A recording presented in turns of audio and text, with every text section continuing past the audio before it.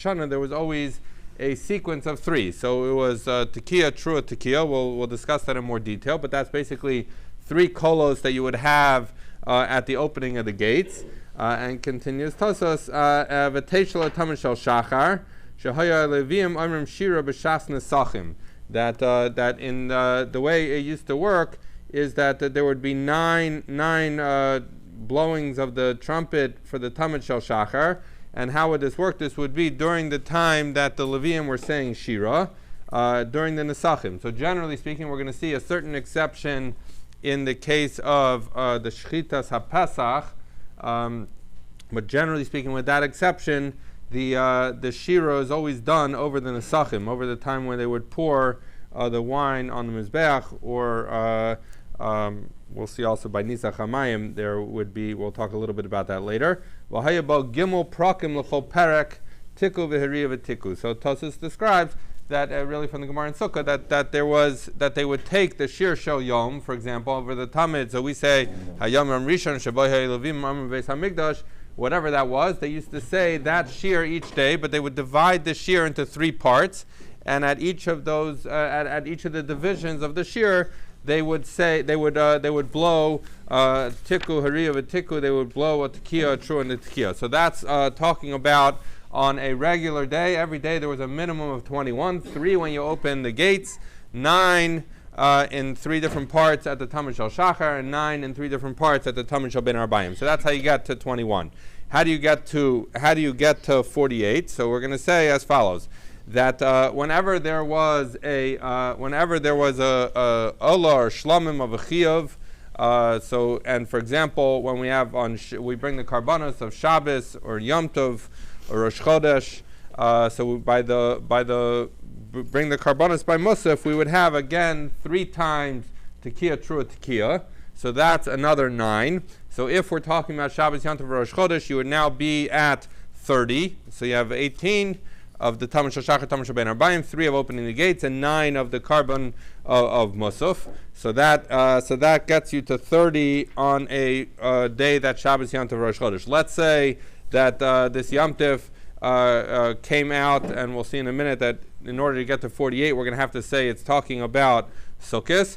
But the next thing that comes is if it's Yom Tov of Sukkot on Erev Shabbos. So the way it used to work is that on every Erev Shabbos, so I'm adding it to Sukkot because we're trying to get to 48, but on every Erev Shabbos, there would be 2 sets of blowings of the trumpets, 3 to tekiah, true tekiah, for a very different purpose. So one was to warn people when they should stop doing malacha, and then then there would be another set of tekiah, true tekiah that would get blown to tell people that now it's Shabbos, that Shabbos has come. So right before this Zman when Shabbos comes in, there would be another set of tekiah, true tekiah. So that's 6. So we're now up to, you could get to 36.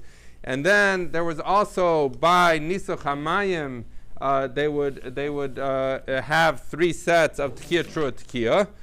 So that gets you to 45. And then by the Akafas Arava, when they would put the Arava up against the Mizbeach, that also had a tekiah, true, and tekiah. So in that instance, where it was a regular day in the sense that you had the opening of the gates and the Taman Shel Shachar, Taman Shel Ben Arbayim, you had the Musaf of the day on Sukkot. You had it was a Friday, so it was before Shabbos. So you would have the six blasts that represent the coming of Shabbos. It would be Sukkot, so you'd have Nisach HaMayim and the Arava together would be another 12, gets you to 48. So that's how the Mishnah's calculation works, with minimum 21, maximum 48. Ein pochasin mishnei nevalim v'lo mosifin al shisha. That we don't have less than 2 nevalim, and we don't have more than 6. So what is the navel? The navel was some kind of instrument. Seems to be a lot of discussion as to exactly what kind of instrument it was, but we'll see Rashi later on in this parak discusses it being some kind of wind instrument. But in any event, so you have the navel. You would have not more than 2 of the Nevalim and not more than 6. So what's the reason for that? We don't know. Rashi says lo isparish taima. It doesn't explain why you have to have no more than 6. Continues the Mishnah. Ein pochasin mishnei chalilin, that you don't have fewer than 2 flutes. V'lo mosifin al shnei masar, and you shouldn't have more than 12. Now, as distinct from other things, in this case, Rashi gives us a reason, but it seems to be a voluntary reason. So he says, "Ein mosifin al yud beis, im haya rotzin haya osin yud beis keneged yud beis yamim shachalil makil of mizbeach." We're going to see in a minute that there are 12 days in the Beis Hamikdash that they used to play the flutes. So Rashi says you could blow up to 12 in honor of each of those days that you would play the flute. So on any given day that you're playing the flute, you could play anywhere between 2 and 12 of them.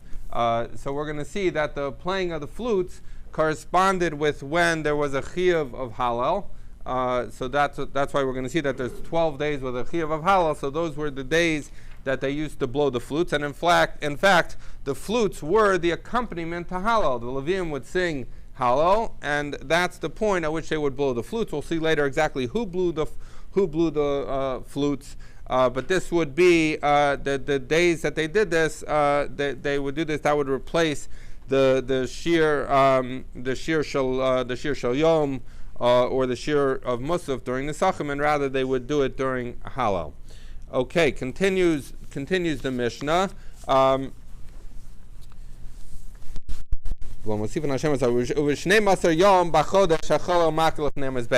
And so now we're going to describe the 12 days that the Chalil was makil lefnei mizbeach. Makil means hit.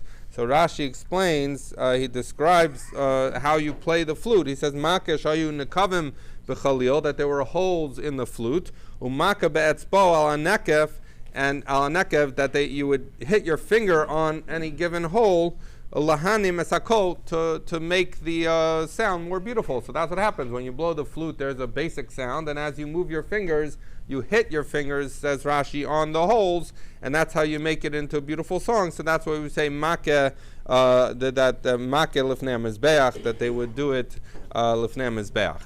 Okay, so what are those 12 days? B'shchitas Pesach Rishon, b'shchitas Pesach Sheni, on the shchita of the carbon Pesach, on Erev Pesach, and also by Pesach Sheni, they would also do it. Now, this I referenced before is the exception, that normally the shir would be done in connection with with Nesachim. In the case of Pesach, the carbon Pesach doesn't have Nesachim, so they would do it at the time that they would shecht the carbon Pesach. But continue. So those are 2 dates. The Yom Tov Harishon Shel Pesach, the first day of Pesach, has a chiyuv Hallel, and in fact, nowadays when we say Hallel on Pesach, we do it the first 2 days. But in other words, those are the only days that we say Hallel Sholem, because that's when there's a chiyuv of Hallel. The when we say Chati Hallel without a Hafti and Lalanu, that's something that they were misakin later, that the Rabbanon, but the Chiyuv Hallel is only really on the first day of Pesach. The Gemara is going to address later why that's so. Uve Yom Tov Shel Atzeres, and also on Shavuos they would play the flutes, and there was also Chiyuv Hallel. Uve Shmona Simei Chag, and on the 8 days of the Chag, obviously is a reference to Sukkot together with Shmini Atzeres.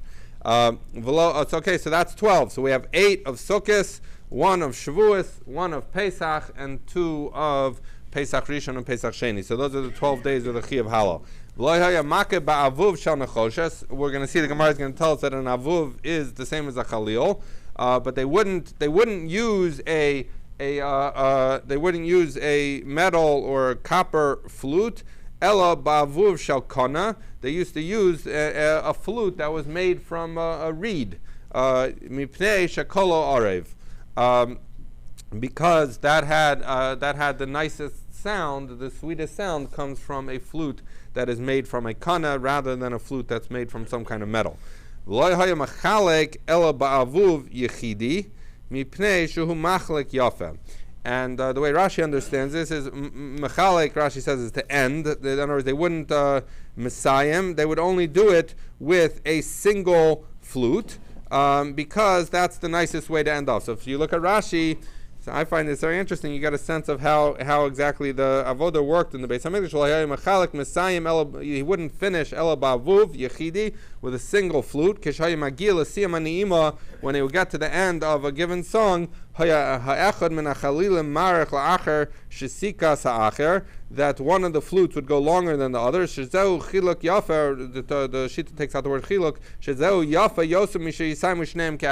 So it would end like with a very distinct sound of a single flute, and the other flute would be silenced. Presumably, the other instruments that were part of the orchestra were also silenced at that point. And chiluk, which normally means distinction, Rashi says hanusim shemechalek benim and linima.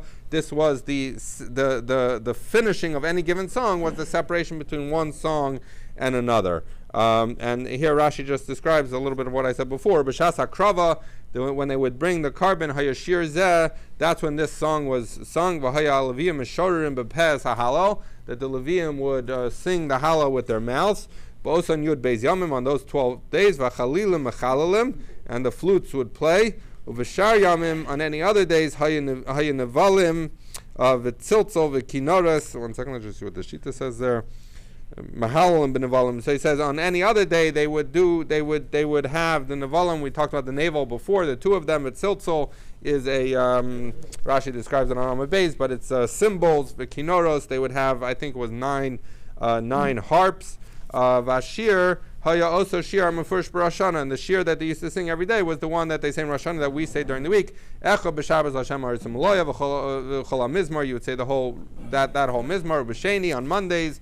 Gadol Hashem umhula v'chein kulam. So too every day they would say the shir shel yom. Okay, so continues the Mishnah. So now we're going to talk about who used to play this the chalilim. Although this is really a machlokas, we're going to see later about who's eligible to play really any instrument there. So we say as follows, and Tosas distinguishes again. Tosas on Beis, I think it was Tosas that the it was Rashi, I don't remember. That the Kohanim used to be the ones who would play the chatzotzros. But when it comes to the chalil and the other instruments in the orchestra, that's what we're gonna be talking about now, about who's eligible to do that. But even those who say that others besides Levium could play instruments, that generally speaking was not what would happen. We see from Sukkim that it was the Levium by and large who played the instruments. The question was really the Chalil, which is why Rashi explains. He says Osam Amakim b'Chalil. So who were they? So the Reb Meir says Va'avdei Kohanim Hayu. Divrei Reb Meir. Reb Meir says they were Avadim. Now they were Avadim of Kohanim, but they were Avadim nonetheless. Were eligible to play the instruments in the Beis Hamikdash. Reb Yossi Omer. Reb Yossi says Mishpachas Beis Pagrim uBeis Tzifra Me'amos. So Rabbi Yossi was of the opinion that these were two particular families from Rashi says Beis Pagrim and Beis Tzipra or Tzipraya. The way Rashi has it were these were names of families, and Amaum or Amos, as some have it, Rashi has it, Amos was the name of a place. So he says these were these certain particular families. Haya Masian Lekohuna. So he says Umasian Lakuna, that basically they were families that they were responsible for playing the flutes, and they were particularly miyuchistic of families that they were someone that the Kohanim would marry into those families because they were confident that they were marrying into a family that had appropriate yichus. So he was saying, whereas Reb Meir held it was the Avadim, Reb Yossi seems to say these were very particular families and miyuchistika families that would marry into Kohuna. Reb Chanina ben Antignas, Reb Chanina ben Antignas says, Levium Hayu, just like the Tziltzol and the Kinoros and the Navel were played by Levium, so too the Chalil was also played by Levium. Okay, that's the completion of the Mishnah. Says the Gemara, Masnisen the Lok Reb Yehuda. Our Mishnah, which said that you have 21 or 48 blowings of the trumpets, is different than Rabbi Yehuda. Desanya, because we learned in the Brisa, Rabbi Yehuda Omer, Rabbi Yehuda says, Hapoches lo yivchas misheva, that the minimum number of blasts that we would have of the trumpets were 7, V'amosif, and someone who wanted to add more, but it's not really so much a voluntary thing, Lo Yosef al Sheshesrei, could not have more than 16. So this, our Mishnah says 7 and 48, and this one says, our Mishnah says 21 and 48, and this one says 7 and 16. Now, in fact, there's no machlokas about the reality of what happened. Everyone agrees that it was exactly the way I described earlier at the beginning of the Mishnah. But so why do they present it this way? So we're saying just the presentation is different. Rabbi Yehuda Sava, Rabbi Yehuda holds tekiya trua tekiya utekiya chadahi. That Rabbi Yehuda was of the opinion that the tekiya trua tekiya sequence that we described before that you need to have, Rabbi Yehuda held that was one indivisible segment. In other words, and we're going to see, everyone agrees that every trua needs to be surrounded by tekiya. The question is that three blasts or is it one? So Rabbi Yehuda was of the opinion that it's one. Rabbanan Savri and the Rabbanan hold tekiya l'chud, u'trua l'chud, u'tekiya l'chud. That yes, it was done in the sequence of tekiya, trua, tekiya, but that was 3 blasts. So therefore, our Mishnah, so Rabbi Yehuda, who held that they're all one tekiya, trua, tekiya is one blast, he says it's 7 because there'd be 1 by Psich Hashar, 3 by the Talmud Shel Shachar, and 3 by the Talmud Shel Ben Arbayim. So that's 21. But in other words, he's describing that's 7. He's describing the exact same thing that our Tana, the Tana of our Mishnah said was 21, because the Tana of our Mishnah holds that each of those sequences of Tekiya, Trua, Tekiya really represent 3 different blasts. And similarly, what Rabbi Yehuda describes as 16 is what we describe as 48, because the 16 each had 3 elements of the kolos, which 3 times 16 is 48. Okay, so ask the Gemara, my time in Rabbi Yehuda. So okay, what's going on here? What's Rabbi Yehuda's reason? Ksiv, it's written usikatem trua.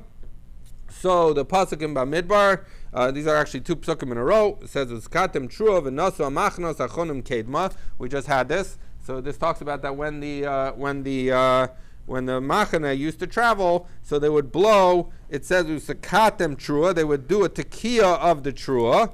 Uksiv, in the next pasuk, which is written, usakatem trua shenis unasu amachnas achonim teimana trua yisku l'maseyam. So you see that in one case it says usakatem trua, in the other it says trua yisku. So you see shema mina tekiya trua tekiya chadahi. So that you see from this, so it seems that from the fact that it kind of reverses the order, implies that they're all the same thing. Tekiya, trua, they're all part of the same thing, and therefore he learns that the tekiya, trua, tekiya sequence is really all part of one element. V'Rabbanan, and according to Rabbanan, hahu lipshuta lifanea upshuta la'acharea huda'asa. The Rabbanan say, no, I agree with you that there's some element of switching, but there's a reason for that. Because we're going to see this, basically the idea is that the first pasuk which says usakatem trua, that you should blow a trua, and the second pasuk says trua yiska'u, that a trua should be blown as a tekiya. According to the Rabbanan, all that's teaching you, we're going to see in a minute, that's how so we see here, that's how they know that you need a tekiya, trua, tekiya sequence, is because one pasuk says usakatem trua, that the tekiya comes before trua, and the second pasuk says trua yisku, where the trua comes before the tekiya. So we understand from that you need this tekiya, trua, tekiya sequence, but it doesn't mean that they're interchangeable. It doesn't mean that they're all one kol. So that's the difference between Rabbi Yehuda, and that's the Rabbanan's answer to Rabbi Yehuda's raya, that they're all one thing. Rabbanan, my time. According to the Rabbanan, what's their reason that they say that it is 3 separate kolos? Dichsiv, because it's written, uvahakil esakahal, that when they would gather the nation, this was again coming from the parsha we just read, and this is the next pasuk, it says, uvahakil esakahal, when they would gather the people, tisku uvelo sariu, they would blow a tekiya, and they would not blow a trua. So he says as follows, v'isal kadaitach, and if you think trua, that tekiya, trua, tekiya chadahi, that tekiya, trua, tekiya is all one kol. So it says Amar Rachmana Amar Rachmana avidu palga the mitzvah. Is the Torah going to tell you to do a half a mitzvah? So he's saying, if it's true that tekiah, true, and tekiah is all one kol, why would the Torah ever tell you to do a tekiah without a trua? So from the fact that you could have such a thing as a tekiah without a trua shows that tekiah and trua are separate things. So that's why he would hold that it's three separate things. Rabbi Yehuda. And so what does Rabbi Yehuda do with that? Why would you ever have, if tekiah, trua, tekiah are all part of one thing, Rashi holds that it's all one mitzvah, that why would the Torah tell you to do half of a mitzvah? So Rabbi Yehuda says, Simana ba'amahu, that it is really just a siman, meaning when they would gather the people, that's not a mitzvah of blowing the chatzotzros. That's just a mechanism by which they would gather the people. So that's no raya. Okay, so that's the machlokas Rabbi Yehuda and our Tana, and the difference again is not one in practice, but rather in how you characterize it. Was it a collection of 7 and 16 sets of blasts, or was it 21 and 48? Okay, that's about all the math you have to do for today relative to the last couple days. Okay, continues the Gemara. Kaman Azla Hadam Rav Kahana. How, according to whom does it go? This Rav Kahana says, Ein bein tekiah letrua v'lo klum. Trua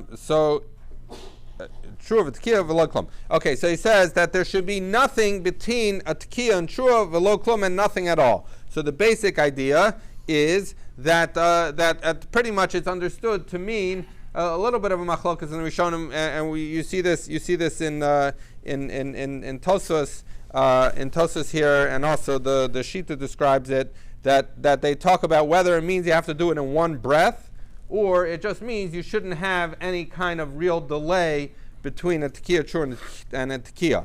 So we say as follows: Kiman, like who? We say that's like Rabbi Yehuda. It's like Rabbi Yehuda, because obviously it's Rabbi Yehuda who holds that tekiah, true, and tekiah is all part of one blast. So then, therefore, obviously you can't have a hefsek between them.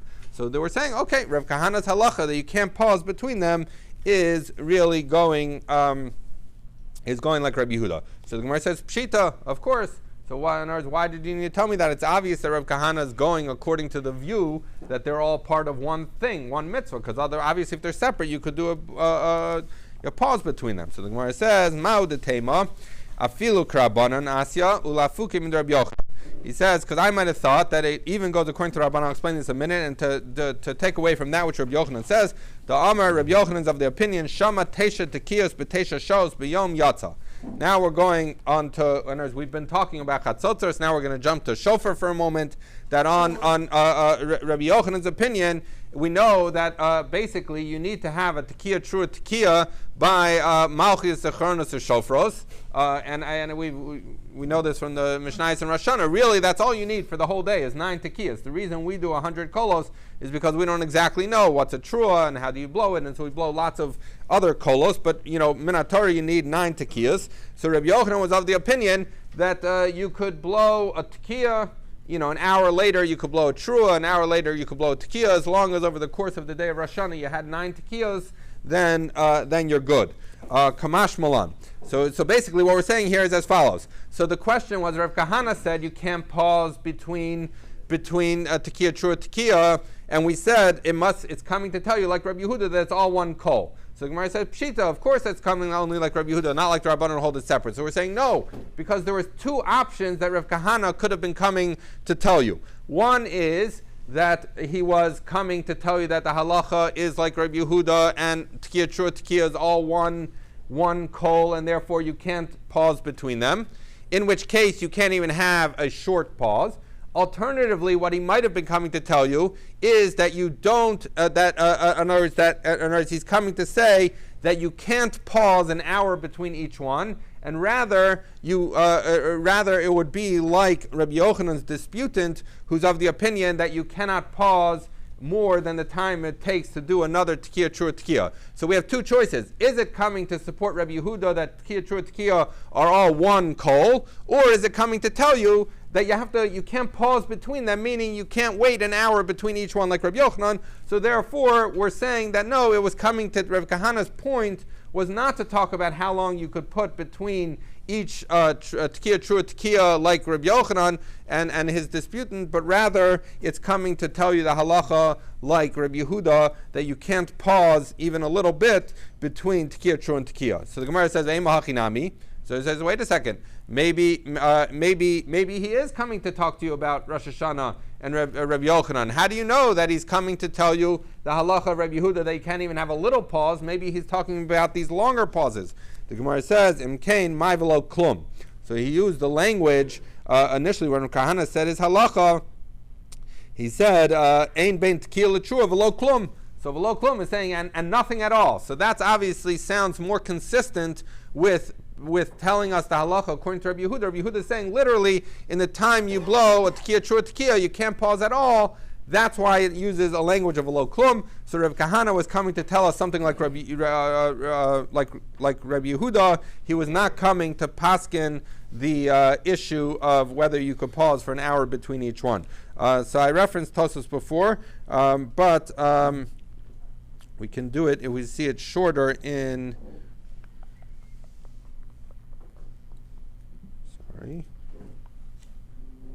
In the Shita. So it's interesting. So he says, Ein bein tekiah kaman Rabbi Yehuda. This is, he says, the chashiv tekiah, trua tekiah chada. He says that's going like that. That says that they're all one blast. Ulechein ein lahafsik behem. And therefore you can't be mafsik with them. And v'hu adim b'tekiah l'rabbanan. So he's saying, and even the Rabbanan agree that a tekiah can't have a hefsek in it. So you might say, well, what is that coming? So I guess it could be the actual tekiah can't be broken up. But the Shita says, and Tosfos also talks about this, just Tosfos is longer. He says, V'yim kain ein lahafsik ben shruah l'shvarim. The mesafkolon delma genuchi ganach v'yilule yalo b'hadei adadi v'kivan dechada hi ein lahafsik b'hu. So he says as follows. So where does this have practical application? Is that when we're doing, in other words, when we blow. So fine, we're not paskening like Rabbi Yehuda that tekiah, trua, tekiah is one blow, but the question is, what is a trua? So some understand that a trua is what we call shvarim, some understand that it's a trua is what we call a trua, and some understand that it's shvarim trua, that's how you define trua. So according to the view, the Shita and Tosfos are saying that it's shvarim trua, it's telling you that you can't pause when you're doing tekiah, shvarim trua, tekiah, you can't pause at all between the shvarim and the tekiah, because you're doing that as a singular kol. And you see from this halacha that when you're doing a singular kol, you can't pause at all. Now, what does that mean, you can't pause at all? So, continue the sheet of a yeshe not in his harim bazeh. There are people who aren't makbid on that. Ve'efsher the mefarshi v'lo klum shel yafzik b'shihiyah avol masayim b'shtei neshimas lo mikri hefzik. So he says that the people who are makbid on this are careful that a shvarim trua should all be done in one breath. That the Baal Tekeah should not breathe between the shvarim and the trua, but the Shita says others are not makbid on this, and really what it's saying is don't pause. In other words, you could take another breath between a shvarim and a trua, but don't make a longer pause. And then obviously according to Rabbi Yehuda, but whom like we don't paskin, a tekiah shvarim, a tekiah trua tekiah, according to some views, you would have to do that entire sequence, tekiah trua tekiah trua tekiah, you would have to do all in one breath. But so that's where you see it has application, even according to the Rabbanon, is in the hefsek between whether you can be mafsek between a shvarim and a trua, which we're saying you can't, but does that mean you can breathe or not? Seems to be a machlokas in the Rishonim. Okay, says the Gemara, Shnei Masar Yom Bashana Makeh B'Chalel. So we say, I gave it away before, but the Mishnah said that there were 12 days that they blow on the Chalel. Maishna Hani. Why these 12 days in particular? We're saying, Ho'ov Yachid Gomer Behem Es HaHalel. These are the days that a Yachid would complete the Halel. The Amr Reb Yochanan says, Mishum Reb Shimon ben Yod Tzadok. Reb Yochanan says the name of Reb Shimon ben Yod Tzadok. Shmona Asar Yavim Shayachid Gomer Behem Es HaHalel. That there were 18 days that a Yachid would complete the Halal. What are they? Shmoni me'achag, the 8 days of Sukkot, meaning the 7 days plus Shmini Atzeres. Ushmoni me'Chanukah, the 8 days of Chanukah. V'yom tov Arishon shel Pesach, the first day of Pesach. V'yom tov shel Atzeres, and the Yom tov of Shavuos. Uvagola, when people outside of Eretz Yisrael had 2 days of Yom Tif, so Esrei V'Yachad, so it's 21. Tisha Yimei HaChag, because we have 8 days of Sukkot, and then Shmini Atzeres, or 7 days and 2 days, however you want to break it up. Ushmoni Mei Chanukah, 8 days of Chanukah. Ushnei Yom Tovim Shal Pesach. You have the two days, the first 2 days of Pesach. Ushnei Yom Tovim Shal Atzeres, and the 2 days of Shavuos for those in Chutz La'aretz. So there are certain things that aren't included here. So Tosafos says Shmonas Yomim Hadol Chashav Erev Pesach Does Haveluhu Yud Tes Mishum Deloi Havel B'Migdash LeChashav Le. That Tosafos is saying the reason we didn't include the shira that was said on Erev Pesach when they bring the Korban Pesach is because we're talking about the days that Yachid. In fact, that's how others learn. Other Rishonim learn that the distinction why it's missing from here is because these are days that the Yachid completes the Halal, and that was something that they used to do. That Barabim. It also doesn't include in here the Halal that's said the first night of Pesach, which is a chiyuv. It's a machlokas in the poskim. The Ramaz of the opinion that it's talking about the one that we say over the Seder. We don't say halal at night in shul, so that's not included because we're talking about date times here, according to the Ran and others. But in any event, what you basically see is that you see overlap of these days. These are the days. So in other words, what we're talking about is these are the days that they would say that they would blow the flute are also the days that they would say it over the Shira in the Beis HaMikdash. So what about Chanukah? So Chanukah, they would say Hallel, but they wouldn't say Hallel at the time they were doing the Karbanas. So as I said before, on these other days, the Hallel would substitute for the Shir Shal Yom during the time that they did the Nesachim. On Chanukah, there was a chiyuv to say Hallel, but it wouldn't be done over the Karban, and that's why it wasn't included in our Mishnah. But in any event, so these days that we blow the flutes are consistent with those days that we sing Hallel over the Karbanos. So ask the Gemara, Ma'ishna b'chag darminan kol yumo, Ma'ishna b'pesach d'lo yamrinan. So, and this is relevant to us also. I referenced before. So this is the Gemara asking, how come by Pesach you say Hallel every single day? I'm sorry, by Sukkot you say Hallel every single day, and by Pesach you only say it b'chiyav on the first day. So I'm a base. So the Gemara says, Kol yom d'chag chalukim b'karban haseyim. The Pesach ain't chalukim b'karban haseyim. So we're saying, okay, the distinction is that when you transition to a different kind of set of karbanos, so then you say the Hallel. So therefore, on Sukkot, as we know, as Rashi points out, the Parei Chag Mismatim V'Holchin, that on Sukkot every day we start 13 on the first day, and then 12, and then 11, and then 10. So every day ends up being a different sequence of karbanos on Sukkot. So we would say Hallel every single day. But on Pesach, when we do the same carbon throughout the entire Yom Tov of Pesach, so then we're not going to do it. So ask the Gemara, Shabbos, the Chalukah b'karbanos lema. So wait a second. Shabbos we do separate special karbanos. So why don't we say Hallel every Shabbos if it's linked to when you have a different carbon show up? So then say it on Hallel. So the Gemara says Lo Ikri Moed. No, we say Yom Simchaschem U'Madechem U'Rosh Chodshechem. So that calls it a moed, and Shabbos is not a moed. So the Gemara says, okay, wait a second. Rosh Chodesh to Ikri moed lema. So what about Rosh Chodesh? First of all, is in that pasuk, but also Rashi points out that in Eicha it's written Kara Lai Moed, which Rashi references the Gemara in Tainus, which talks about the fact that the Rebbeinu Shalom made it such that Tammuz was a Malay month, and that's what it means Kara Lai Moed, that he made Rosh Chodesh Av to be a particular time of Moed, because the purpose of that was the Rebbeinu Shalom was engineering it such that there is a linkage with that the destruction in the Beis HaMikdash was on Tisha B'Av, which was also the day of the Meraglim and etc. That's come over there in Tainus. But we're saying that Rosh Chodesh, you see, is called Moed in the pasuk in Eicha, and Rosh Chodesh has a different carbon. So why don't we say? So we should say we should do it every Rosh Chodesh. We should have a Chi of Hallel, Now again, we're talking about Chiyav Halal. We do Halal on Rosh Chodesh, but that's why we do Chatzi Halal, because it's not an Iker Chiyav of Halal. So the Gemara is asking maybe Rosh Chodesh should be an Iker Chiyav of Halal because it's both a Moed and it has an independent set of Karbanos. So Lema, you should say it. So the Gemara says, Lo Ikdish Basiyas Malacha. No, because in addition to being a Moed and having a separate carbon, it has to be a day that you're not allowed to do Malacha. Dechsiv Hashir Yelachem Kelel Hischadish Chag.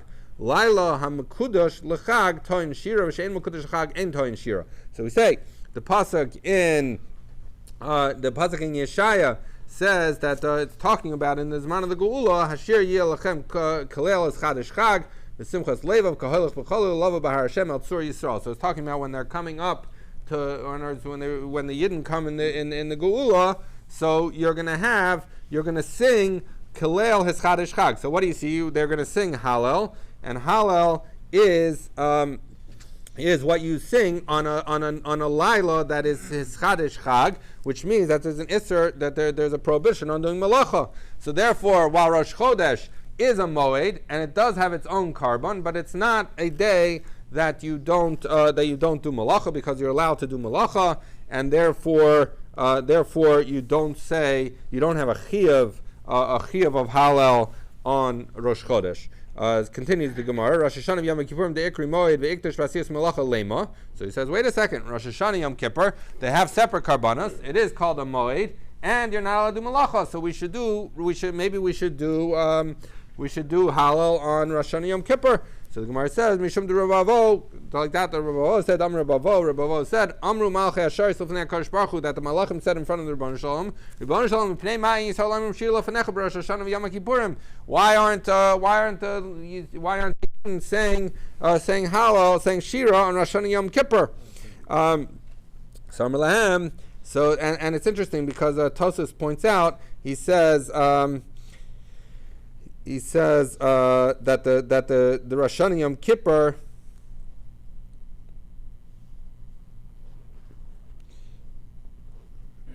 so I'm sorry, I'm just not going to get into it right now. If I have a minute, we can talk about it in a minute. So he says as follows, that we don't say Shira because Amalahan after Melech Yishvak he said Sifrei Chaim and Sifrei Mesim Psuchin Lefanav Yisrael Amrim Shira Lefanai. So he says, the Rabban Shalom answered and said, no, because if right now in Rosh Hashanah Yom Kippur that the books of judgment are open, it's inappropriate to be singing Hallel at that point. So that's why we don't do it. So ask the Gemara, it says, wait a second. So now you've explained to me that in order to say Hallel, you need to have separate karbanas. It needs to be called a moed. It needs to be an Isser Asiyas Mulacha, and it can't be a day of judgment. So the Gemara says, but wait a second, so it says, wait a second, the Brisa told us that we say Hallel, now we don't do it over the Karbanos, but we say Hallel every day of Chanukah. Why do we do it then? Chanukah is not Asur B'Yis Malacha, it's not called a Moed, obviously, because the whole thing it's not called a Moed in the Psukim, because it's not in the Psukim, so therefore, why would we say, and it doesn't have different Karbanos, so why do we say Hallel as a Chiyav on those days? We say Mishum Nisa. We say because there's an Inyan, there's a Chiyav to say Hallel when there is a Nes. So independent of all this stuff with Karbanos, because there's a Nes. Okay, we'll keep going. Purim, the Ika Nisa, that on Purim there's also a Nes, asks the Gemara Lema. So you should say, okay, fine. So you're telling me, forgetting all this stuff about Karban and Moed and etc., that on Purim you should also say, because you see if there's a Nes, you should say it. So we're going to say a few answers on why we don't. Amr Yitzchak, L'fi Shein Amrim Shira al Nes Shebechutz La'aretz. That we don't say Shira on a Nes that happens outside of Eretz Yisrael. Only Eretz Yisrael it warrants a Shira being said on a Nes that happens. It's only if it happens there. And therefore, while the Nes of Chanukah obviously happened in Eretz Yisrael because they found the oil and they were able to light it in the Beis HaMikdash, the Nes of Purim happened in Persia. And Persia is outside Eretz Yisrael, so therefore we're not going to say it. Maskiv Rav Nachman Bar Yitzchak. Rav Nachman Bar Yitzchak says, hold on a second. If it's true that you can only say Hallel on a Nes that happens in Eretz Yisrael, so he says, hold on, Yetzias Mitzrayim happened in Egypt. Egypt is not in Eretz Yisrael, and yet we say Hallel on the Nes. Now, this is an interesting question, because you could say, well, maybe the only reason we say, the reason we say Hallel on Pesach is not because of is not because of the it's not because of the nace. Maybe we wouldn't say it because the nace was outside of Eretz Yisrael, but rather we say it because there's the karbanos and the moed and the isar asiyas malacha. So therefore, many understand that this is a reference to the chiyuv of saying halal on the first night of Pesach, because that is for the nace. That has nothing to do with karbanos. So therefore we say, well, wait a second. Why do we say halal as a chiyuv on the night of Pesach, which is celebrating Yetzias Mitzrayim, which happened outside of Eretz Yisrael? Halal, we say halal then. So my answer is Kedisanya, like we learned in the Brisa, Achlo nichnasu Yisrael eretz hochshru kol artzas lomer shira. So he says, he says, it's true that we only say Shira on Nisim that happened in Eretz Yisrael, but only once Klal Yisrael came into Eretz Yisrael. Before Klal Yisrael came into Eretz Yisrael, we could have had Nisim that happened outside, and therefore Yetzias Mitzrayim happened before Klal Yisrael came into Eretz Yisrael. So you do say Hallel on Chanukah because it happened in Eretz Yisrael. You don't say Hallel on Purim because Purim happened in Persia. Okay, so that's one answer. Rav Nachman Amar says, why don't we say Hallel on Purim? Kriyasa zuhi hilula. That the reading of the Megillah is saying Hallel. What's the point of Hallel? We say Hallel to thank the Rabbanu Shalom, praise the Rabbanu Shalom for a nace that happened. So, and when we read the Megillah, we're actually saying the nace, we're discussing the nace of Hallel. Interesting question that the poskim discuss about if someone's not going to hear Megillah, whether he should say Hallel on Purim. Rava says, Bishlama Hasam, he says, by Mitzrayim. So now he's giving a totally different answer. He says, by Mitzrayim, it was appropriate to say Hallel, because what do we say in Hallel? We say, Hallelu Avdei Hashem, V'lo Avdei Paro. So he says, because by Mitzrayim, we could say, Hallelu Avdei Hashem, because the Yidden left Mitzrayim, and they were no longer subject to Paro, and they went from being avadim of Paro to being avadim only of the Rabbanu Shalom. He says, Hacha, but here by Purim, Hallelu Avdei Hashem, V'lo Avdei Achashverosh, Akati Avdei Achashverosh Ninhu. So the Shita says, but the Yidden at the time of the miracle of Purim, it was inappropriate to say Hallel, because Hallel implies we're outside, we've been released from subjugation to humans, and we're only subject to the Rabbanu Shalom. But that was true by Mitzrayim, and it wasn't true by Purim, because by Purim they were still subject to Achashverosh.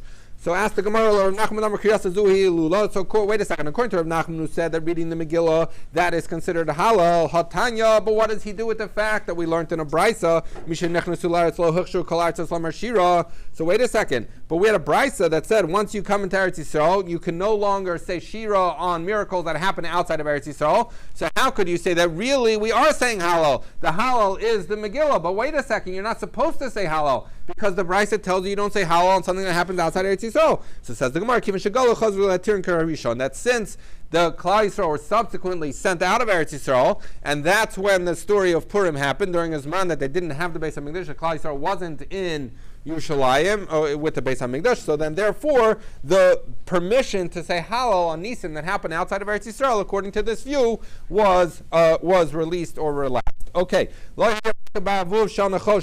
So we said that when they would blow the flute, they wouldn't do a flute of nechoshes, but rather of a kana, of a reed. So ask the Gemara, Pasap Chalil Masayim B'Avav. We start talking about a Chalil, and then we conclude with an Avav. Am Rapapa, Hainu Chalil, Hainu Avav. That's the same thing. A Chalil and Avav, they're the same thing. Why do we call it a Chalil? The Kali, that it's Rashi says it's masuk, that its voice is sweet, and that's why we call it a Chalil. So the real name of the instrument is an avuv, but we call it a Chalil because it has an element of beauty to its sound. Taner Rabbanan, avuv haya b'mikdash, that the flute that was in the mikdash, chalakaya, it was Rashi says that it was colorful, it was peeled, so it was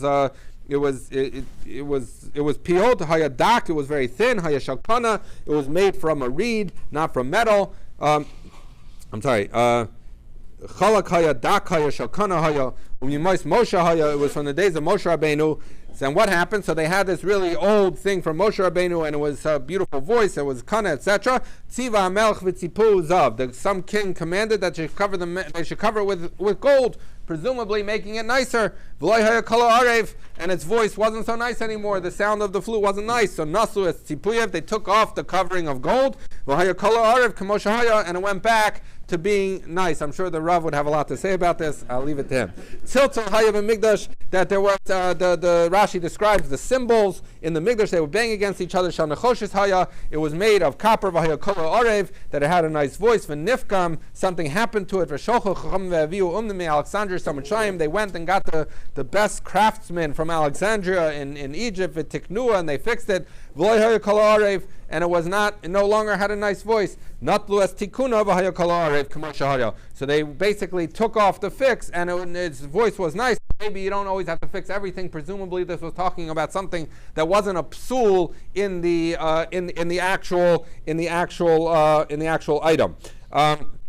Machteshes haisa b'migdash shel nechoshes, that they had a machteshes was what they used to grind up the ketoras in. And Moshe Haisa, it came from the days of Moshe Haisa Mifatemes as habesamim. That's what it would sweeten the besamim. How would it sweeten the besamim? How would the mortar that they would crush it and sweeten the besamim? So Rashi explains that this mortar had a certain sound, a very clear sound. Rashi says tzalo is a clear sound, and we know, as Rashi points out, that we say every morning in Karbanis that we're missing in about 2 minutes when we're not going to be finished the daf, that it says that Hasochik Amar Hetev Hadek Hadek Hetev, that Mipnei Shakol Yafalu B'Samim, that the sounds were good to make the Ketoras special. So because not only was the voice of the Kohen a sound that made the Ketoras special, but also the Machteshes that they used to grind up the spices in.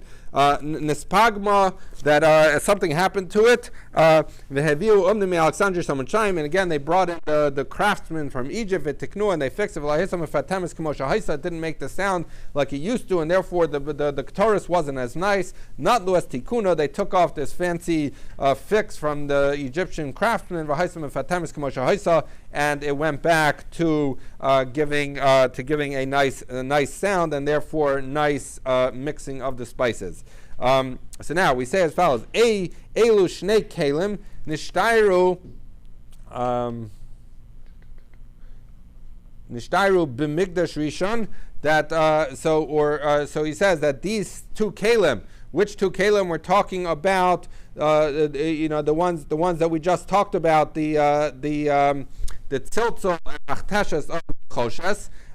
So we're saying, so these were the symbols that they used for playing, and the machteshes that they used for the grinding, which we said were for mimos Moshe, which is why I think they said nishtairu b'migdash rishon, that in the time of the migdash rishon they still had them from Moshe Rabbeinu and Espagmu, that they became pagum v'layhaylahem arucha, that there was no particular fix for them. V'aleim, meaning because they tried fixing them and it made it worse, so they left it alone.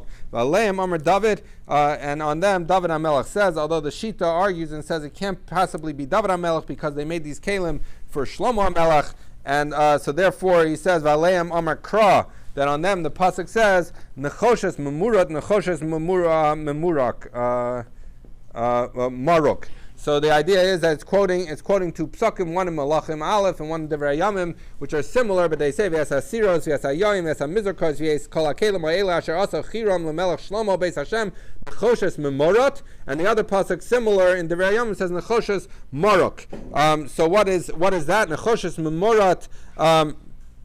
So Nechoshes Memorot, Rashi says, is dak sheicholin lekaplo, that it was very thin nechoshes that was capable. In other words, it was so thin that you could fold it. Memurak is kalo, that it was levashnet, that it was shiny.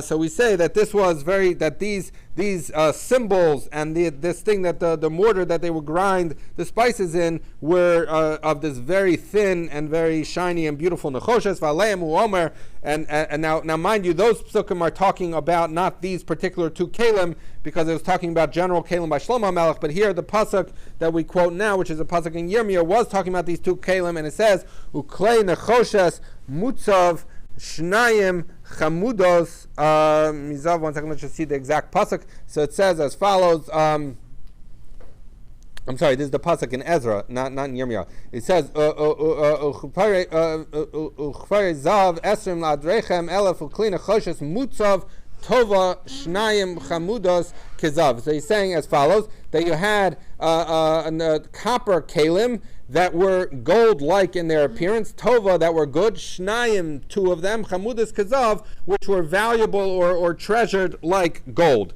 So we say as follows, Rav and Shmuel have an argument. Chadamar kol echad echad shakol kishnayim shel zahav. That one says that this word shnayim that's stuck in there is going on, that is saying that each of them, each of this machteshes and this tziltzul were, even though it was made of copper, was valuable like two things of zav or two instruments of zav. I'm sorry.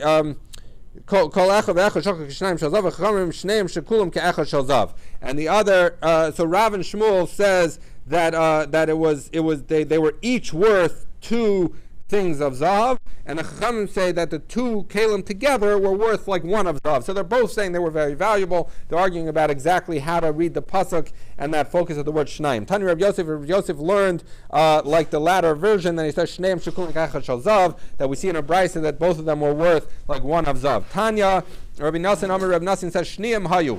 They were spares that they had. Shenemer shnayim. The pasuk says shnayim atikri shnayim el shniyim. You shouldn't read it that they had two of them, but rather that they had shnei tziltzalim and shnei machtashos. Rashi says that they had two sets of symbols and two things that they would grind, so that they would have a backup keli. Tani Rav Shimon Gamliel says something similar to what he said before. Shiluach hay mekalech mayim bechi isar. That the shiluach from which we would take the water for the nisach hamayim, it says that its flow was like the size of an isar coin. So it was a very thin flow. So Tziva HaMelech, the king, said, no, that's no good. Ve'erchivu k'dei she'yisrabu meimav, said it should be it should be a nice. This is where we take the water from. It should be a nice. It should be a nice flow of water, so they widened the opening. V'nismatu, and actually the water got reduced. There was even less water, so this was a mistake. V'chazru miatu v'hayim mekalech mayim, and they went back and they made it back into a small hole the size of an isar, and then the water would flow the way it was supposed to. L'kayim mashenemer, to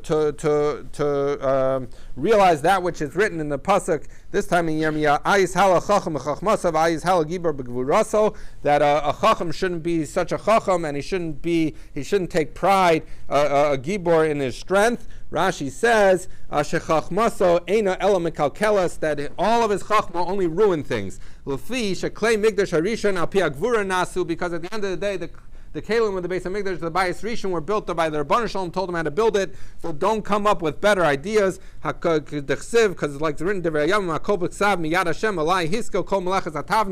so we're saying that don't be so smart and do things better than the way it was in the Bayis Rishon, because the Rebbeinu Shalom did it that way, and don't try and be a chacham. So they went back to the old way and it worked well. Rav Shimon Gamliel says, Hordelim, or some say Hordelis lo yhaya b'mikdash, that they didn't have this Hordelis. So my Hordelis, or Hordelim, Amar Abaya Tabla Gurgadna Mipnei Shekolo Arev U'Ma'arvev Esani'ima. So Rashi says, Zug ve'inbal, this was a bell with the thing in the bell, that he says because the kolo is arev, it has a sweet voice, or ma'arvev esanima, but it mixes up the songs. Why? Because shahaya kol zeh mesayim, Rashi says, because it would be like if you would hit you see this in the orchestra, they hit the cymbal and then the guy grabs on to stop the sound. So if they had this bell, if you would ring it during the shir, then when you finish ringing it, it would still be vibrating, and it would mess up the song, and therefore, so there are things that might sound nice, but they ruin things in the Beis Hamikdash, so they didn't have that at that time.